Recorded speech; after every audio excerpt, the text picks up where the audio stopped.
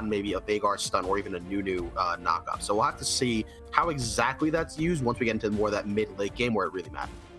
A lot to look out for. A big wombo combo team fight comp here from New Meta Esports. We're going to be heading into a short break though, and we'll be right back with the first game of the day in the Phoenix Rising League Mind Division. Don't go anywhere. We'll be right back.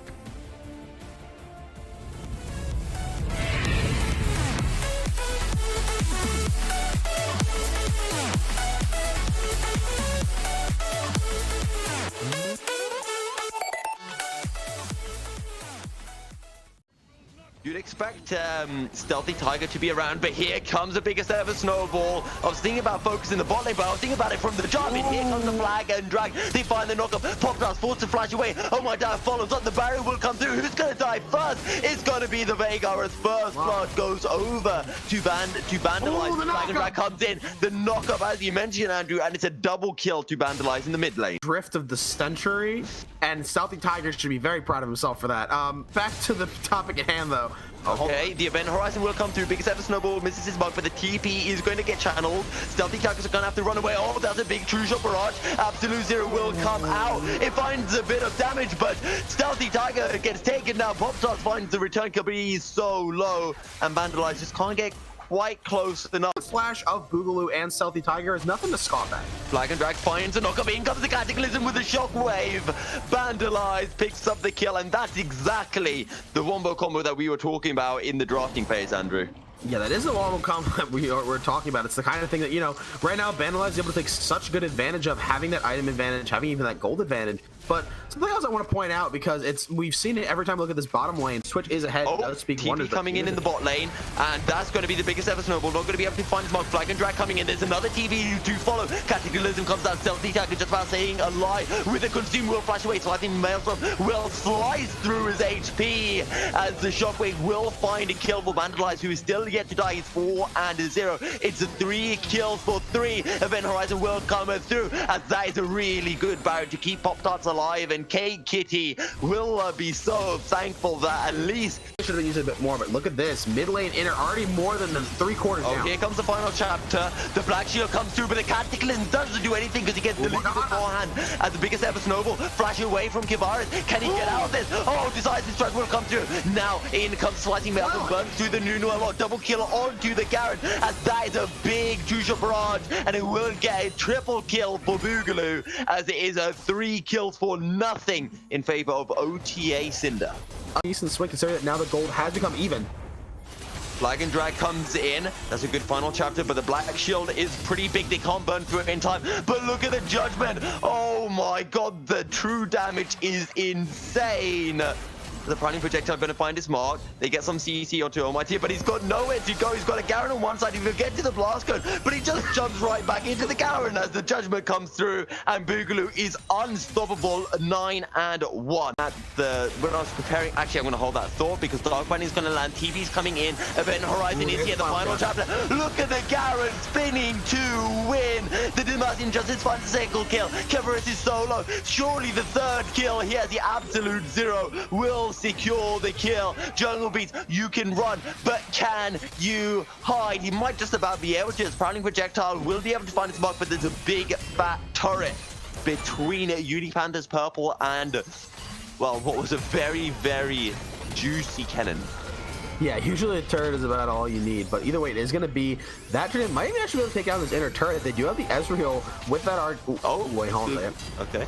I thought Boogaloo was just going to charge all the way to the fountain. Looking to go in, Flag and Drag flashed away. In comes the Decisive Strike, will get the CC. Event Horizon comes in. The Shockwave is not big enough. Cataclysm in, and the Garen is sweeping up behind. Jungle Beat is stuck, and that's going to be so much damage. Pop-Tarts picks up another kill. The GA is coming through, but the poison kills the Yuumi. Boogaloo with the judgment has adjudged that Twitch must die, and it is 4 kills for one. The cat shall perish. Vandalize wants to stay alive, but Nunu doesn't care. Uni Panthers do not care. They will take the ace. They will crack open the base even more than it was before. The Baron minions will flood in.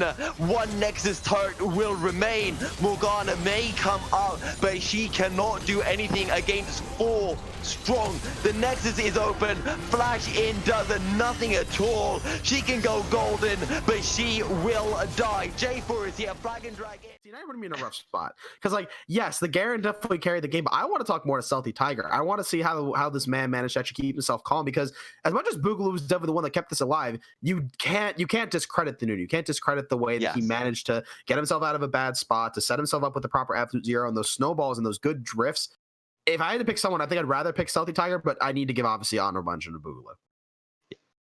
So wait, are we interviewing Stealthy Tiger? Wait, who's our? I'm saying Stealthy Tiger is our big Dio Brandon is. There's a reason why 5 mid laners have been banned against him. Expect Tranquil to be in this mid lane. I doubt we're going to see much impact from him in the bot lane against Morgana and Ezreal. There's just too much escape potential. So Tranquil will be in this mid and top side to find those counter ganks against Stealthy Tiger. Yeah, I do have to get the point to Dio Brandon being such a strong player as he is, but with that in mind, we do have a minute until the game starts at a spectator layer, so don't you go anywhere. We'll be getting right back up with this game between Famous Gaming and UNI Panthers. You stole my heart of gold after my silver soul. Can you dig any deeper now? I gave you all I own, put you.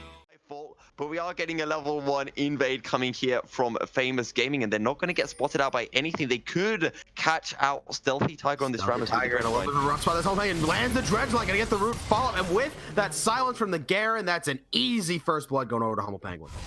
Yeah, and the Ignite came through, picking up the first blood for Humble Penguin. He's going to get himself a boot or that refillable potion. Going for a little bit of scuttle control, might be converging over here onto this Zac. He is going to have to back off, ends up getting rooted down by the Nico, unfortunately. There goes Lost and Swear. She get the pull in. Tranquil taken down to that TP available for Brandon. There is TP available. He's actually going to use it, so he might be able to last just a little bit longer. Double TP, actually. Hold on just a second. There goes the silence. Goes in immediately with the elastic slingshot, but also the stretching strike. That's going to be the first kill for Foster. Which one is the real nigga? They're going to find out. There goes Dio Brandon walking on the Pop-Tarts. He's going to try to flash, but Foster City is chasing from behind. Going to be too far. Dio Brandon actually flashes over, gets the Q for the slow, and the pass with the electrocute manages to pick up the kill on the Pop-Tarts. It's a 2-for-0 for Fame. Wow, so well played from Famous Gaming. The double TP was so unexpected. The carry with the 100% crit rate. Yeah, it all kind of comes down to that sheen and whether or not you can make good use out of it. And Foster City taking a little bit of an aggressive trade, actually. And as much as he is going to take that, the thing you have to remember is that there's the blade. Second. Oh, and the flash in from Lost and Sauce, knowing he has that passive available. That's going to be a nice pickup in that top lane as Foster City looks a little bit held down right now. Foster City might have a Conqueror, but you do not take extended trades against a Darius. It is very, very bad. Switch. Tranquil. Stealthy Tiger was being the Tranquil person, but nice Dread line. He's actually going to end up getting taken out. Looks like with the hole in Asian in the hole. Meanwhile, it looks like Humble Penguin's going to end up managing to live through that, but taking another Dread line onto that. It's going to be the flash. He's going to get a little bit of damage. Pop that. That's going to be a flash and a beautifully predicted pacemaker, but then that's going to be the flash taunt coming in for Stealthy Tigers. That's going to be one pickup, but it's still a 2-for-1, and that's a nice pick. Always going to be a big hassle, but I mean, you know, as we've already seen kind of in these exchanges, another nice dredge line land onto Mr. Kitty. He's actually going to go golden to avoid the ultimate. Look at the roam coming in from Famous. Something, but those beautifully placed traps. Meanwhile, here comes another dredge line onto Mr. Tiger. Is going to get him taken out. Echo comes in, but doesn't get the assist. And a nice 1-for-0 for Fame shows that they are in the right places at the right. Famous Gaming off from the Baron. Yeah, not only do they push Famous Gaming off the Baron, they push it actually very low. That's going to be Foster City being pulled in. That's Pop taking so much damage. Not even taken down, but there comes the Zac wanting to pick it up. He ends up getting the kill on the Pop-Tart. The dredge line coming out on the Kage doesn't mean he gets taken down as well at the hands of Dio Brandon. And while Mr. Lost in the Sauce does get away, it still ends up being a 2-for-0 for Famous, and that Baron is still primed for the taking. Yeah. And there's no blast cone either for Stealthy Tiger to get into the pit. As you mentioned, Baron. Technically, we could just see Famous Gaming pick Baron, go straight over to the Infernal, wait about 10 seconds to go in, but Stealthy Tiger has a flash available. It's all on him. Oh, that's gonna be the flash. There he is. He's in the pit. He's trying to see what he can do. Oh, wait a minute. That's the steal from Yoster. Picking up the Baron, even though Stealthy Tiger goes down. Tranquil Smite's a little bit early. And with that in mind, University of Northern Iowa gets the chance to get back in the game. Honestly, for a man who doesn't have nerves, that is a man that knew when to time his Mystic Shot. Need to give a lot of props to that man as he manages to keep the game in their favor. That's me, the Dreadnought, but luckily the nice time Black Shield. But Pop-Tarts gets a little bit too close. The Stretching Strike on him actually has to go golden. Hasn't used the Pop Blossom yet, and he's not going to get the shield in time. Meanwhile, Dio Brand trying to go in on the Concave, knows he has the speed up, gets the C-Drive Resonance. Zach goes in to assist. It's going to be the double kill for that Echo. And meanwhile, there comes the Ramazan trying to jump in. Knows he can do something, but that's going to be the shield for the Echo. He's been allowed to lift the stun. Yoster trying to do what he can. Maybe keep Tranquil off the back, but at what cost?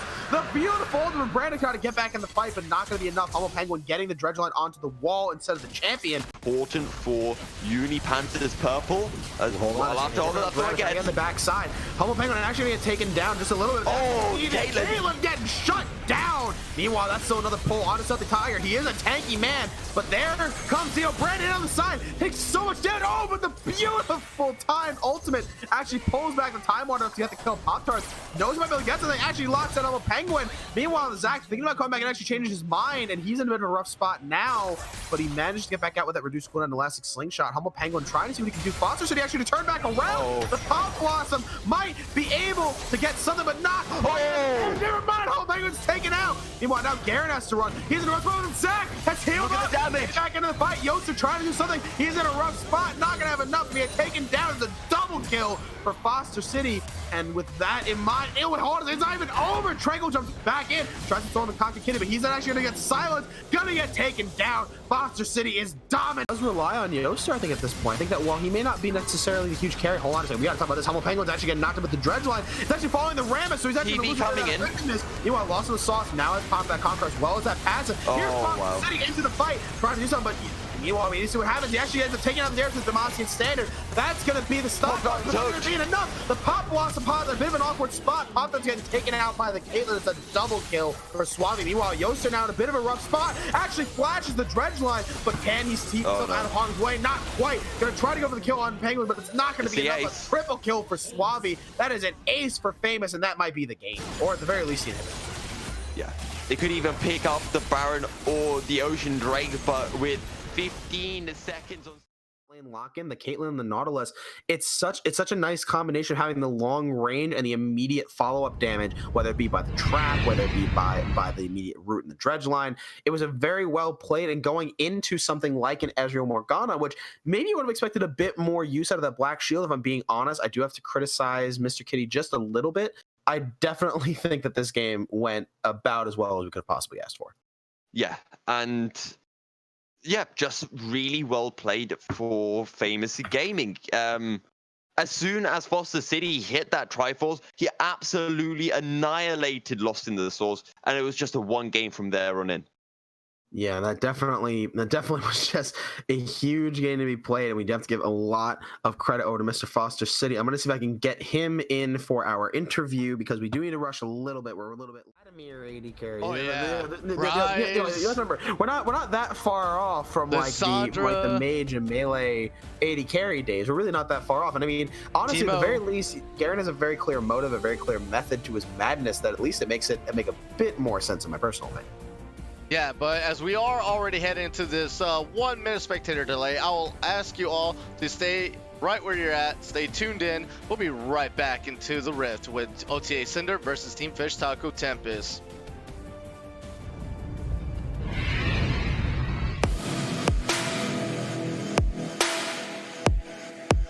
Yeah. Yo, Forever MC. It's the boy Crook, hold up.